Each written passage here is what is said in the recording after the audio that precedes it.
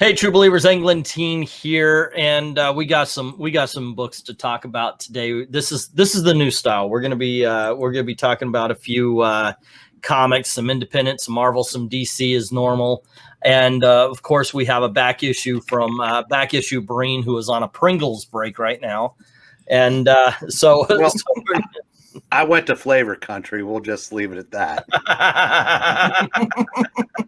All righty. That means he's actually YouTubing from the toilet. We just don't want to know. All right. So what's going to go on here? What's good is that I've got a book to review. Venkman's got a book to review. We're going to talk about one we both read as well. And of course, Eric Back Issue Breen is going to talk about us and talk about and regale us with the story of one great back issue, I am sure, or something you should avoid. All righty. So to begin with, I want to talk about a mini series. I'm a little bit behind because it's on issue number 5. I just got issue number 3 here. It's a science fiction independent comic book called We Live. And it's basically the Earth has become uninhabitable to humans. There's been a virus that actually it transmutes human beings into this right here. The ones that survive, they're trying to get off the planet, and these kids get separated from their group, and they end up getting captured by these creatures here, and they're trying to get to this train so they could be transported to the to what's going to take them off planet. Now, one thing, I'm not computer savvy enough to do this here, but one thing I know some people are enjoying is they've got these little scans you scan your phone with, and there's some sort of soundtrack that goes with the book. I don't have that. My phone is old. It's out of date, and I'm just too damn old to understand the technology anyway. So I haven't been able to do that. But even without this, this is one of the best, most dramatic action. It's got a lot of good action in it as well. Sci-fi books I've picked up in a long time. There's just something about a really good independent comic book that when you pick it up and it just grabs you, like the story just says, okay, we're going to take you on a ride, and you're going to want to look at every page. You're going to want to look at every panel. And that's what I'm getting from We Live. It's got a great ending here that I'm sure some of you who've already gotten issue number 4 and 5 are already at. Issue number 4 is actually sitting in a pile right behind the computer right here, waiting for me to get to it. But I'm going to go in order here. I'm so eager to get to this because We Live continues to be a great series. It's from Aftershock, as you can see right there. And let's see, we've got Eva De La Cruz and Dave Sharp working on it. Check it out if you haven't done it already. You will not regret that. Yeah, the Courier. Okay, let's see what you got. Let's hear about this. It's funny because you just read about, They Live or We Live, whatever. We Live. This takes place 80 years in the future, where cities are pretty much they're in strongholds because a man-made virus turned half the population into mutant-like monsters that devour anything in their sight. So it's a post-apocalyptic comic. Yes, yeah, it is, and that's what I like about this. And it focuses on the main girl, Eve. She's a courier. She basically drives from place to place delivering parcels. And this is this issue specifically, because the first one is the Ashes, or something like that, or Dust to Ashes. This is a sequel to that. And she went to go to her hometown where she grew up, and she finds out that her brother is now working for the guy that she got out and working with. The guy he's a rich, uppity guy from Libertyville, where they live, or I think it's called Libertyville or Liberty. But yeah, all the rich higher ups, they hire lower class people to do other work, to move stuff around. It's all about control. Anyway, so what I like about this is actually in here, she actually has. If you look closely, she had her little helmet. It's cool. She has a motorcycle. It's kind of, again, I gives you that Batgirl vibe almost a little bit, or the way she's drawn, it's like a Selena Kyle version. Almost. Oh, I've read this. Yes, yeah. Oh, yeah. Wait a second. Yeah, okay. Yeah. I've seen this book. I've read it. I'm like, wait a second. That looks cool. Yeah, she has her own her little droid that talks, and he's been watching. I think he's watching old Western movie old movies, and he keeps to her annoyance, talking about it, and she's like, there's something special about this one than other ones. Apparently, I didn't know about them. Is this the one about the truck that gets hijacked outside of town? Yeah. Okay. Yeah, I read this issue. Yeah, this is Liberty. Yep. The city. Like I said, it's really cool. It's really cool how the art is on this. Obviously, Xenoscope, they gotta have a little bit of sex appeal. She's forced to attend this guy's little party with his sister, who's now the mayor. And so he's like, well, I don't have anything to wear, and she's like, well, don't worry about that. I know your size. The guy's a creep.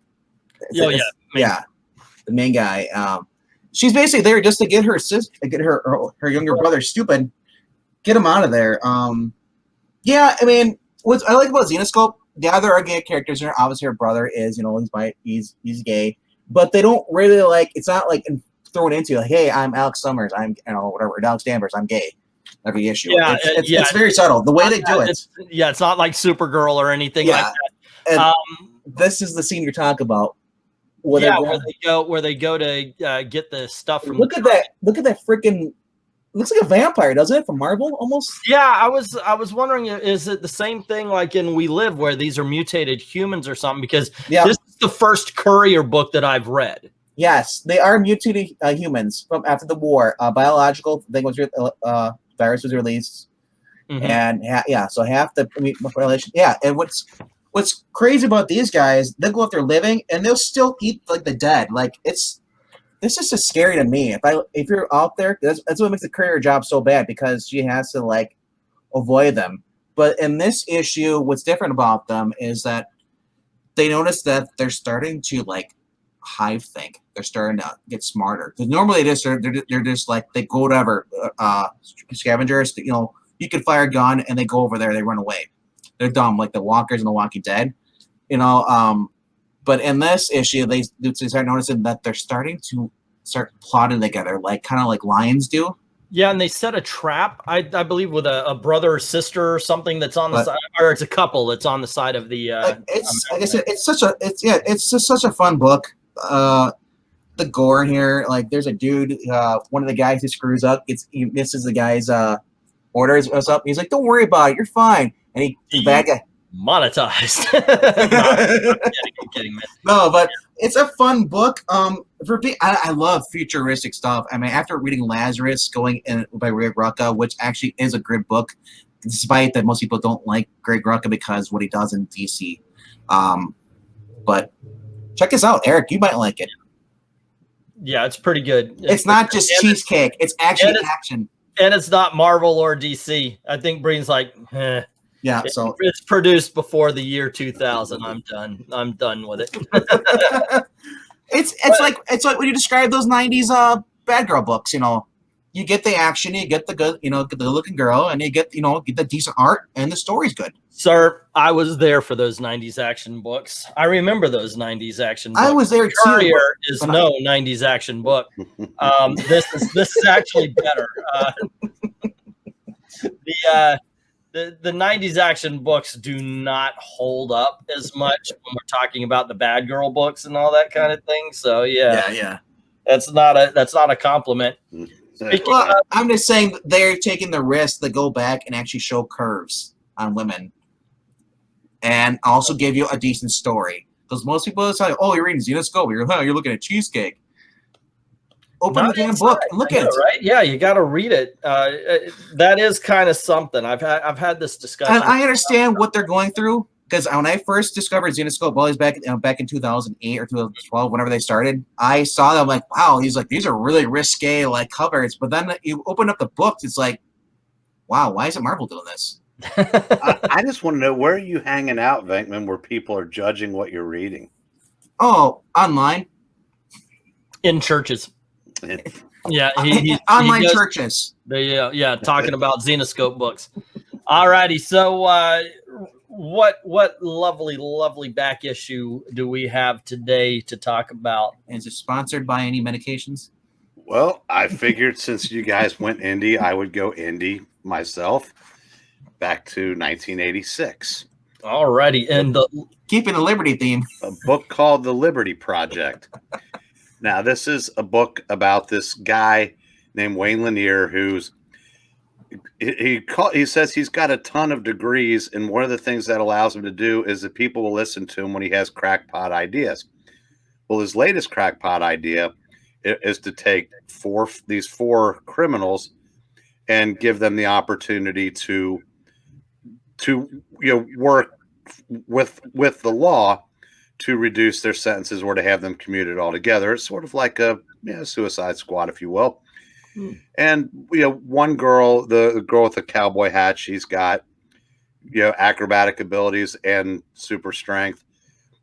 The guy next to her has the ability to create like oil slicks, among other things, so he can if somebody's like chasing him, he can The guy next to him is called Crackshot because he's kind of, think of like a bullseye without the homicidal tendencies. And then this little girl here just creates fires, and she's probably the most antisocial of the four. Well, he convinces them to give it a shot, and the first thing they do is they send him after this. I'll show you a picture of him here. A guy named Johnny Savage, and that is him there. And he blames his parents for the condition he's in, and he wants to kill them. So they send the four people out to stop the guy, and they basically fight to a standstill, but he gets away, and they learn that he's going to his parents' mansion to finish the job. So the four board a helicopter, and they go out to the mansion to continue the fight. Well, when they get there, they say, hey, wait a second. Why the hell do we want to do this? Let's just lay them out of here. So three of the four just take off, leaving Crackshot there by himself because he's the only one that actually has any kind of conscience. So issue 1 ends with basically three of the four deserting the other guy and the project. So it's kind of a neat twist on this. And this was actually early Kurt Busiek writing. All righty. Sounds good. And it was Eclipse. Yes. First. Yeah. Okay. That's something considering we've been talking about them on the auctions and everything. Is that the one that Ash did a reading of? No. The one with the sun? Or no, you know what, Eclipse? No, this is, No, I don't think I know. This company. Because it brings me back to the other indie. Oh, there you go. All right, Eclipse Comics. All right, so there you go. That is the back issue from Breen. Thanks. Actually, that's pretty cool. Those, as you said before, the 80s is one of the greatest times for independent comic books.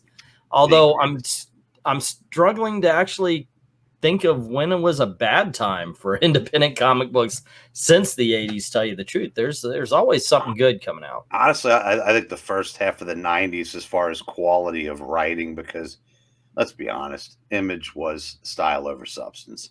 But and then there was the Bad Girls on top of that. And yeah, but we did get Rock and Roll Comics, and that art that was horrible. It was really, really bad. Case closed. I corrected. Yeah. Didn't Rush Limbaugh get his own comic book at one point in time? So everybody got their own. I know, right? Yeah, you're right. The early 90s probably is not something. No, you know what? I got something, and this might actually be a whole other video we need to talk about. But that was also when you got Now Comics and Harris, and yeah. So there was if you want to carry it out, Valiant, the Malibu Ultraverse, those were very good. Yeah. There's some stuff. We're just we're just splitting right here, so I don't know. Alrighty, so let's go to a book that both of you and I have. We didn't talk about which one we're gonna do. We just said we'll do one that both of us read. So I'm gonna pop this cover up right here, and we're gonna talk about Future State Harley Quinn. Breen, did you get this one? Once again, I got the invisible variant. Alrighty, so yeah, both of us have this cover right here. Now I know you're on a whole blackout. You're on a blackout of Marvel and DC for the most part. I don't know how deep that runs. Maybe it's just through the Future State. You missed out. I gotta say, you missed out on something, which is surprising to me because I gave up on Harley Quinn a long time ago. Like issue 2 or 3, maybe 5 into the Rebirth section. I was like, this is crap. I don't want to read this stuff anymore. It's not good. It's not entertaining. It's not Harley Quinn. This is Stephanie Phillips, who wrote A Man Among Ye for Image. Which is a good independent comic book. But this right here was actually entertaining. So in the first issue, Professor Crane, who is joined the magistrate, he's shed his mask, and he's trying to hunt down Black Mask, gets Harley Quinn's help.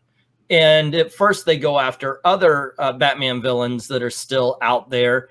And now it's time to go after the big fish, Black Mask, who is basically saying, look, the magistrate just opened the game up for me. I'm going to take over Gotham again. And I don't know. I guess it was a New 52 reboot kind of thing.